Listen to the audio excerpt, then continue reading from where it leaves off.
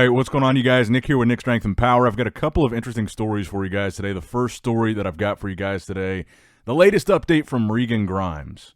This was at 5 days out from the 2025 Toronto Pro, which is this weekend's competition. So we talked about the lineup in the last video. There's been a name added to that lineup. We'll talk about that a little bit later in the video.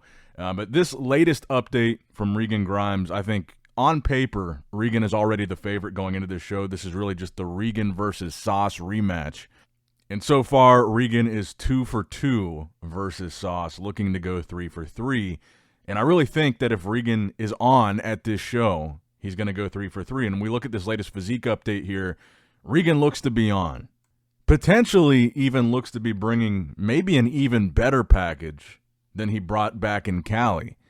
Especially in the video where he's posing from the back, you look at the separation in his hamstrings, you look at the detail in his back, and of course, the width of his back is one of the things that I think he has over Sauce. He's able to just open up, and he looks a lot wider than Sauce on stage, particularly in those back poses. And when you look at this update, like I said, he looks like he's in phenomenal condition, maybe even better than what we saw in Cali. And both him and Sauce took essentially 2 weeks in between.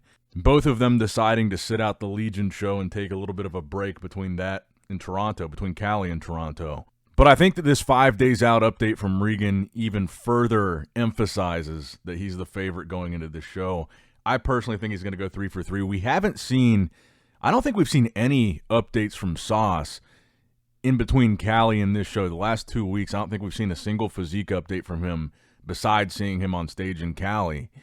And it's also worth keeping in mind that at that Cali show, even though it felt like it was a very close top two between Sauce and Regan, Regan won with unanimous votes for first place at both prejudging and finals, and it ended up being a 10-point decision, with Regan's final score being 10 and Sauce's being 20.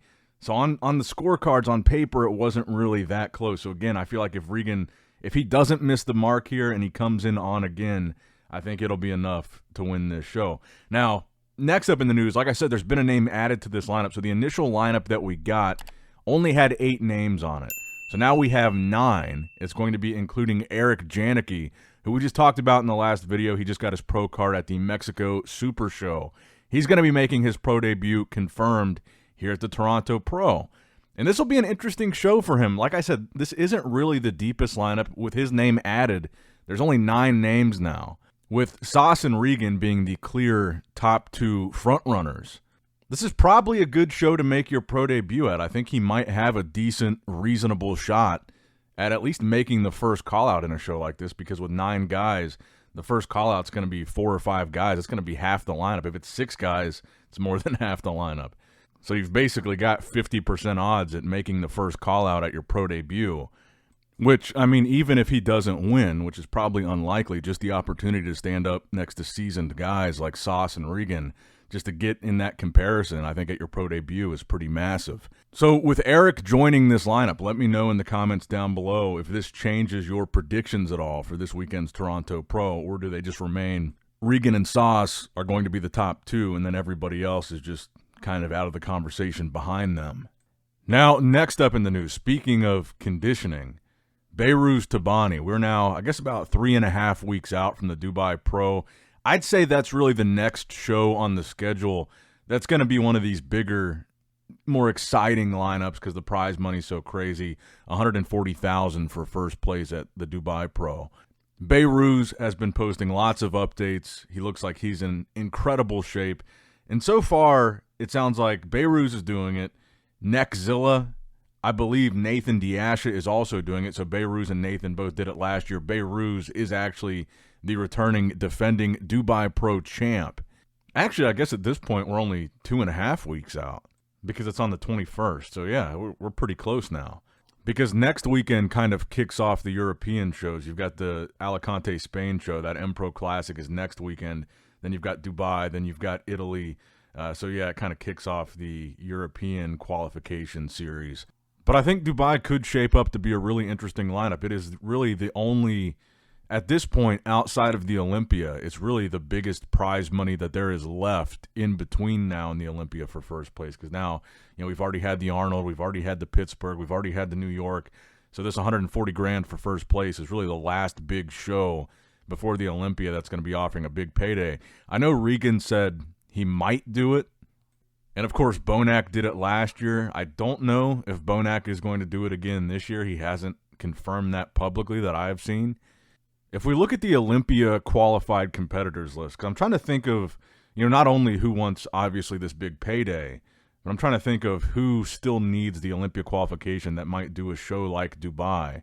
So on the list so far, you've got a pretty good group of names here so far. Brett Wilkins, Samson Dauda, Hadi Chupin, Derek Lunsford, Rafael Brandau, Martin Fitzwater, Akeem Williams, Brandon Curry, William Bonac, Good Vito, Andrew Jack, Nick Walker, and Regan Grimes. So we know that Hunter Labrada is not competing this year, so he's out. We also know that Michael Krizo is waiting to compete until after the Olympia, so he would be out. I'd say Behrooz Tabani is probably one of the bigger, and we already know he's doing the show, but he's probably one of the bigger names that's not yet qualified for the Olympia. So he's obviously doing it. Nexzilla obviously is not qualified for the Olympia. Nathan Diash is not qualified yet, and those are the guys that we kind of pretty much know are doing it already. I guess maybe Sauce. If Sauce doesn't end up winning the Toronto Pro, you could say Sauce is a bigger name guy that would still need to qualify. So I guess really if you do see some other bigger names do the show, it would be for the prize money, because looking at this Olympia qualified list so far, Antonio Burton's on that list as well. Pretty much, everybody from the top 10 at the Olympia last year is qualified. John Jewett, John De La Rosa, Bruno Santos, Mo Fuda, Theo LaGuerrier, those guys that were outside of the top 10 at the Olympia last year, they are not qualified yet. So I don't know who else would really jump in here that needs to. But again, the prize money is a pretty big draw. But I think Behrooz will probably get his qualification there. It'll probably be close between Behrooz and Nathan, but I really don't see Nexzilla taking home the Dubai Pro title over a guy like Behrooz, especially when conditioning is the big factor between, obviously, a guy like Rubiel and a guy like Behrooz. I think Behrooz is going to win that every time because, look at him. But let me know what you guys think in the comments down below. We're just a couple weeks away now from Dubai. Who would you like to see jump in this lineup? I guess Blessing as well. There's been talk about Blessing maybe doing the show, so...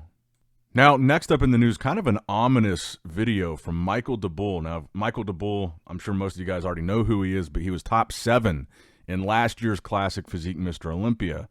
He also found himself in the top 4 at this year's Arnold Classic in the Classic Physique division, so he's a pretty good, definitely a top Classic Physique guy right now.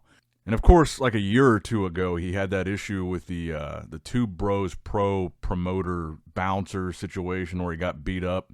And now he posted this video where he says someone tried to kill him. The scar on his face is actually a stab wound from somebody trying to kill him, and just kind of randomly came out with this information here recently. I'm assuming from the way he was talking about it, I think he's talking about a girlfriend or something like that, because he says he chose not to press charges against the person or whatever. And it sounds like now they're trying to extort him for money. So the guy just can't seem to catch a break. But here's the video that Michael Daboul posted. Again, kind of ominous and a little bit intense. Let me know what you guys think. In the last few weeks, some people, they were asking me why I feel so down. Well, I feel so down because I feel betrayed. Why I'm betrayed? I will tell you a little bit of story. In 2022, in January, on the New Year day, on the same day of the New Year, I got this scar. 16 stitches in my face. Someone attempted to murder me, and I did not press charges. I lied to the whole universe about who did this. I start saying something fall down on my face while someone attempted to murder me, and yet I did not do nothing about it. Same these people who betrayed me now, and I'm willing to go under lying program about who did this to my face and who. There is no one in the entire universe knew about this, who did it except me and that person. The same person who betrayed me and trying to get money out of me.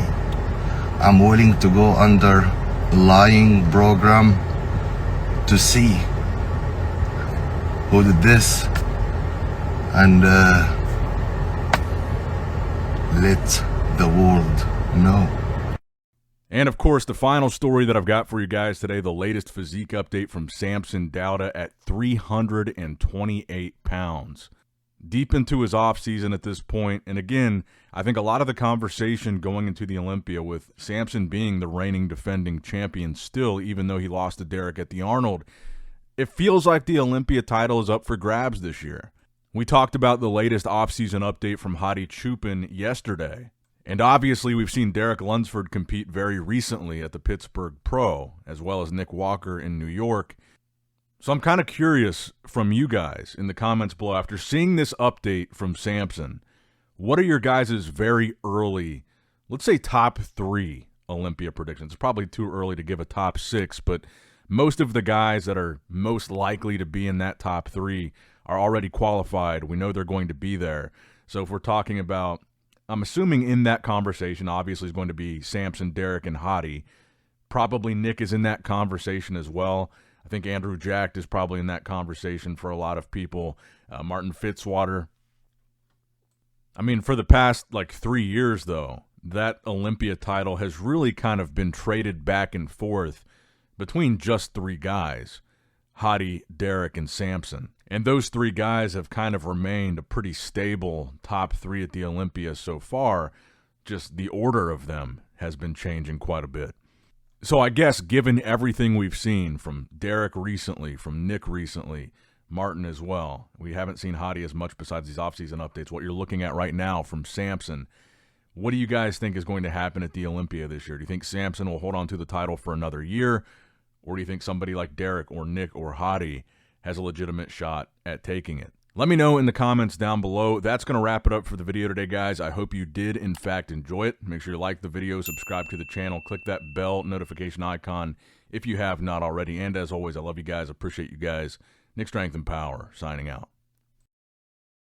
All right, guys, don't forget to click that like button and subscribe to this channel if you enjoy the content. Also, check out my Instagram at Nick Strength Power. My Facebook page, which is simply Nick Strength and Power. My secondary YouTube channel, Nick Strength and Vlogs, for vlogs and bonus content that you will not see on this channel. And consider subscribing to my third YouTube channel, Nick Strength and Pokemon, which is all things Pokemon and trading card games, completely unrelated to this channel. So if you're into that, give that one a look. And all links to merchandise and social media will be in the description box below. If you guys want a Nick Strength and Power t-shirt, that will be in the Shopify link below. Have a great day.